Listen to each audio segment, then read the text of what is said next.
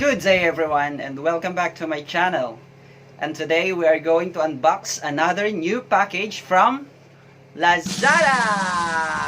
And here it is!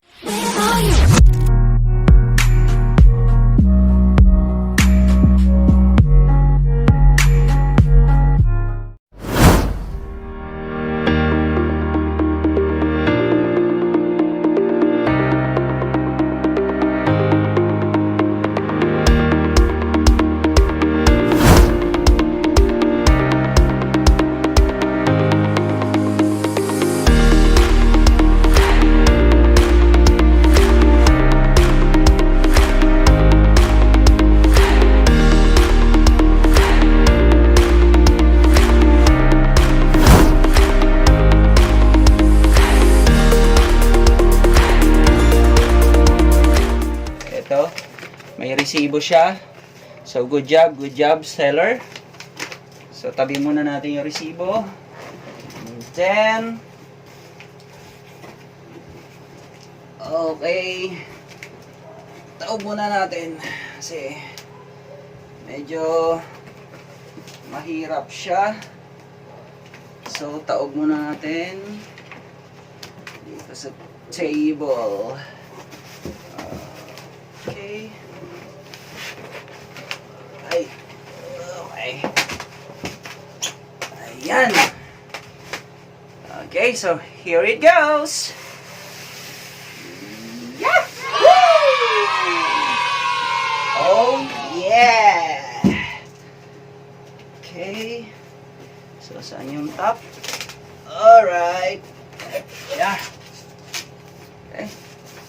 So, tanggalin natin yung styro.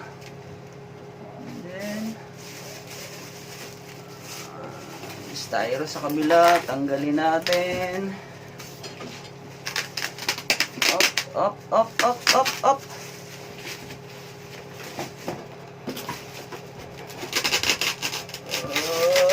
Okay. Alright. Tabi muna natin dyan. And then, tayo ulit natin. Ito siya. Ching! Tadam! Alright guys, ito siya guys. Ito si Rakk Sinaya Full ATX Gaming Case. Ayan. Okay. So check natin. Ito yung harap niya. Front mesh. Ayan siya guys. Butas-butas siya. So maganda to para yung airflow hindi siya marirestrict. Lalagyan natin to dito ng 3 fans.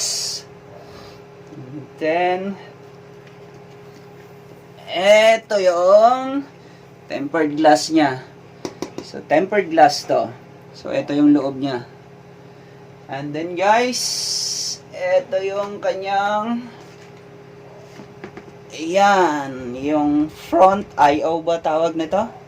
Power button, LED indicator, tapos LED light. Check natin kung para saan to. And then USB 3.0 isa, and then dalawang USB 2.0, mic, and headset. Okay, so ito yung front I/O niya. Tapos yung top niya, ayan, meron siyang dust filter. Magnetic to guys, magnetic dust filter. Okay. Alright, so balik muna natin dyan. And then, tignan naman natin yung sa ilalim niya guys. Ito yung ilalim niya. Ayan. Okay. So ito, magnetic dust filter din.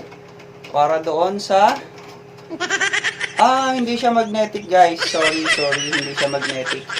Ano lang siya, dust filter lang siya. Pero wala siyang magnet. Yan. Filter lang siya pero wala siyang magnet. Ito yung sa PSU. PSU shroud. Okay, so kabit natin. Balik lang natin. And then titignan naman natin yung sa harap niya. Okay. Ayan. Kabit natin. Kabit natin mabuti. Aha. Ayan, nabalik ko na siya. Tapos, yung sa likod naman. Tignan natin yung sa may bandang likuran. Okay. So, ito siya guys. Dito yung I/O, rear I/O ng motherboard. And then, 120mm na exhaust fan. And then, ito yung 7 PCIe slot. Kasi ATX naka full tower siya. So, 7 yan. 1, 2, 3, 4, 5, 6, 7. And then, dito sa may bandang kabilang side, ito yung vertical mount ng ating GPU or ng ating video card. So, pwede natin siyang i-vertical mount. Kaya lang guys, kailangan pa natin ng riser. Kailangan natin bumili ng riser para makapag-vertical mount tayo. Andito sa may bandang ibaba, ito yung PSU shroud. Alright. Okay, so let's check it out the inside. Let's go. So, pagtanggal itong tempered glass guys, ito lang. So, thumb screw lang siya. Dalawa yan. 1, tsaka eto, isa. So, tanggalin lang natin yan para ma-remove natin yung tempered glass. Okay.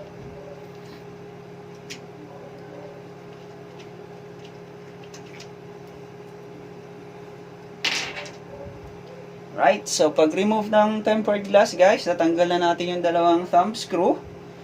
So, i-slide lang natin konti palikod. Okay, na-slide na ng konti. Then, pwede na natin siyang i-lift. Ayan, tanggal na. Ayan, tempered glass to guys. May warning pa siya. Okay. So, tabi muna natin. Okay, nakatabi na. So, ito yung loob niya guys. So, ATX motherboard. Yung kaya niyang i-support. MATX. Kaya niya ring i-support. Or EATX.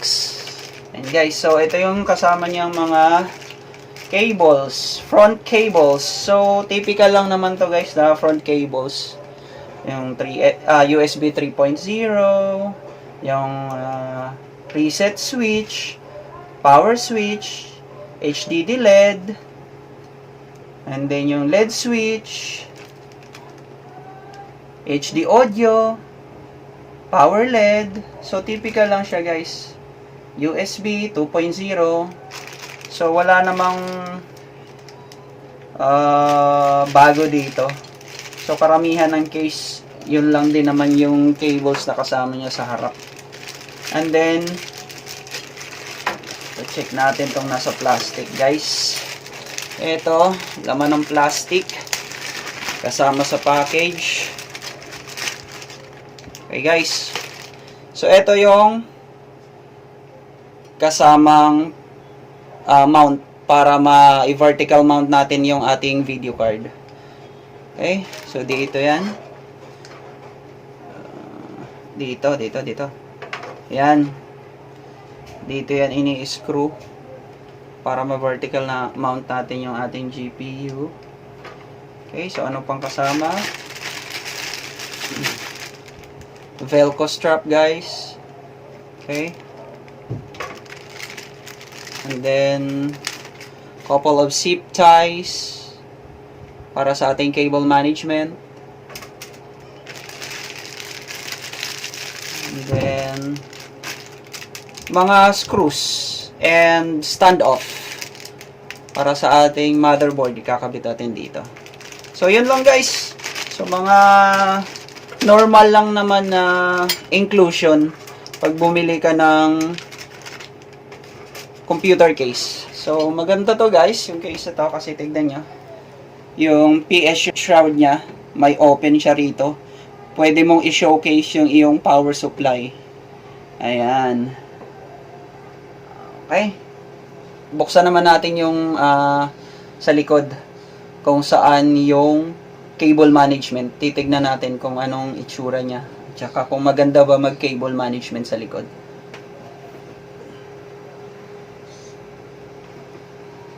Alright, so pag-remove nito, may dalawang thumb screw lang din. Dito sa likod, isa sa taas, at saka eto, pangalawa. So, thumb screw lang yan. So, very easy to remove. Hindi mo na kailangan ng screwdriver or Phillips screw para tanggalin. So, ayan guys, tanggal na. Dalawang thumb screw. Tabi muna natin. And then, slide lang natin siya palikod para ma-remove natin to. Yung cover sa likod. Okay? Ayan, slide lang. Okay, na-remove na. Tabi muna natin dito sa isang lugar kung saan safety siya. Okay. So, ito yung likod niya guys. Ayan. Okay. So, ayan, lapit natin konti. So, ito, may naka-install na siya na rubber grommets. Okay, rubber grommets. So, basta yun na guys, rubber grommets. I think so, rubber grommets. Okay? So, dito sa likod guys, ito yung likod. Dito yung motherboard mo. So, naka-open siya. Tapos, may mga holes siya dito sa bandang taas. Ito guys, may mga holes siya. Diyan natin ira-route yung ating mga kable.